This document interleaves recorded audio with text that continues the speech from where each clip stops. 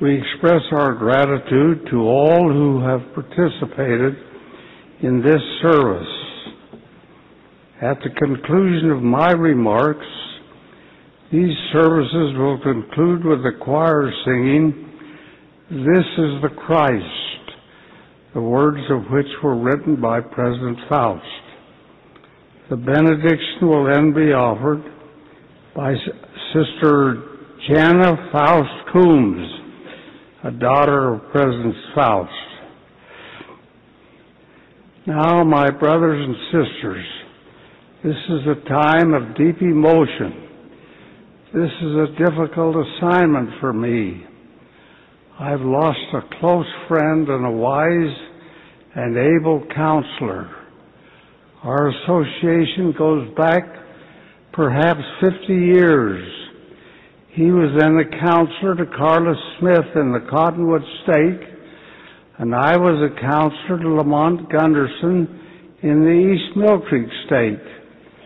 We had regional welfare meetings in those days, and he and I, as counselors, went into the same section. As we worked together, we became increasingly better acquainted. His incisive mind, his compassion of feeling for those in distress, quickly became apparent. I watched him as he progressed up the ladder of church administration.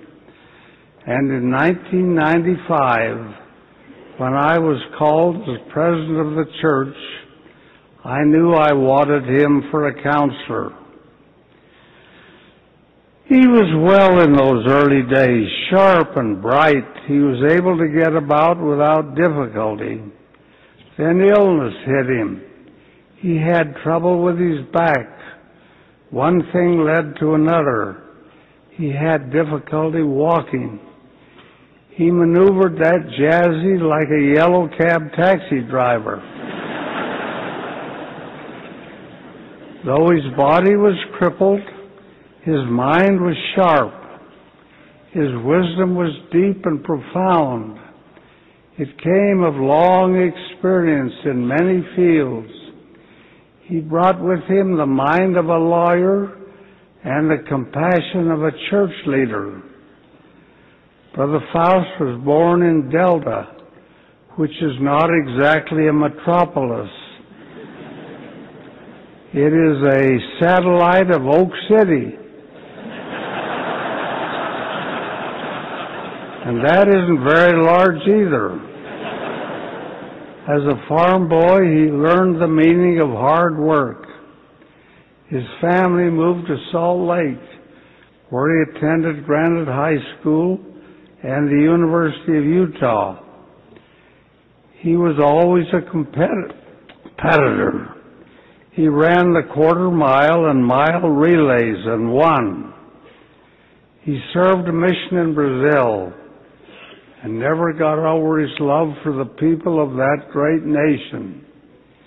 He was granted a Brazilian National Citizenship Award and an honorary São Paulo Citizenship Award, awards that are given to very, very few people.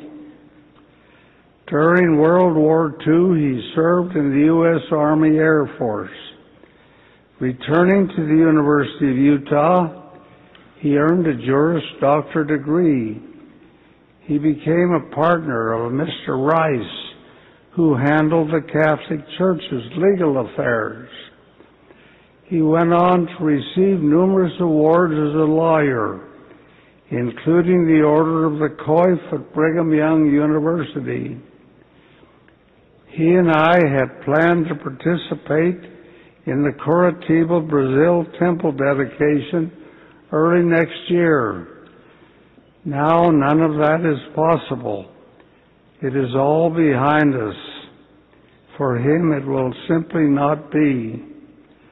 The rapid decline in his health was a shock to all of us. His death was a terrible surprise. We miss him terribly. As we meet as a presidency, I look to my right, expecting to see him, and he is not there. We hold meetings of the Church Board of Education and BYU Board of Trustees, and I look to my left, but he is not there. We meet as directors of Deseret Management Corporation, and again I look to my left, and there is no one there. His faith in the truth of the restored gospel was unflagging.